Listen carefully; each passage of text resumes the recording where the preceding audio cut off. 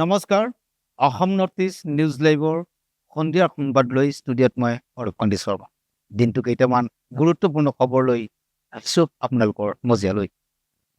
এইবাৰ সুৰাৰ বিৰুদ্ধে সষ্টম হৈ পৰিছে আৰক্ষী প্ৰশাসন।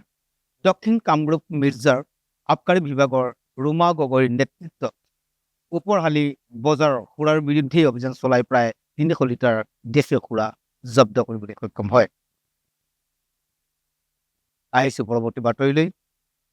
ধুবুৰী জিলাৰ জমিয়তৰ উলামাৰ নেতৃত্বত দৰিদ্ৰ সীমাৰেখা আৰু বিকলাংগসকলৰ মাজত কম্বল বিতৰণ। প্ৰায় 500 কৰোৰ অধিক দৰিদ্ৰ সীমাৰেখাৰ বিকলাংগসকলৰ লোকসকলৰ মাজত বিতৰণ কৰে কম্বল। আহিছোঁ পৰৱৰ্তী বাতৰিলৈ। অশান্ত মণিপুৰ।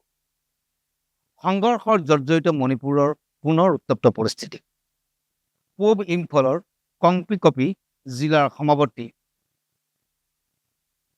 থাৱানা কপিকত কুকি আৰু মেটেই বিদ্ৰোহীৰ ভয়ানক সংঘৰ্ষ। যোৱা মঙলবাৰৰ পৰা সমগ্ৰ অঞ্চলটোত অব্যাহত দুয়ো পক্ষৰ মাজত ভয়ানক সংঘৰ্ষ আৰু বৃহস্পতিবাৰৰ বিয়লিৰ পৰা ক্ৰমাৎ ভয়াৱহ ৰূপ ধাৰণ কৰিছে দুয়ো পক্ষৰ মাজৰ এই সংঘৰ্ষই। আহিছোঁ পৰৱৰ্তী বাতৰিলৈ। আজি সৰবতা সমষ্টিৰ বিধায়ক বিশ্বজিৎ ফুকনে সমষ্টিটোৰ কেইবাখনো অভিলাষী আঁচনি উদ্বোধন কৰে।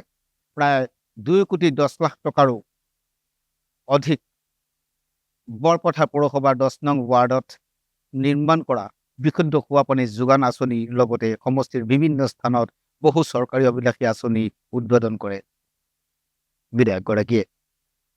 নগাঁও সদৰ আৰক্ষী চৌহদত প্ৰায় 3 কোটি 50 লাখ টকা ড্ৰাগছ জব্দ কৰে নগাঁও আৰক্ষীয়ে।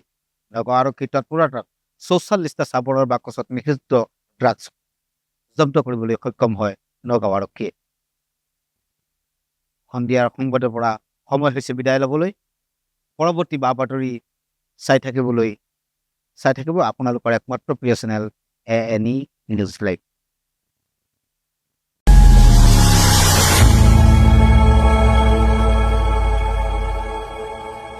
খবৰৰ আঁৰৰ খবৰ। ব্ৰেকিংৰ হুলস্থুলৰ মাজত ৰৈ যোৱা সমাজৰ নেতিবাচক বহু খবৰ।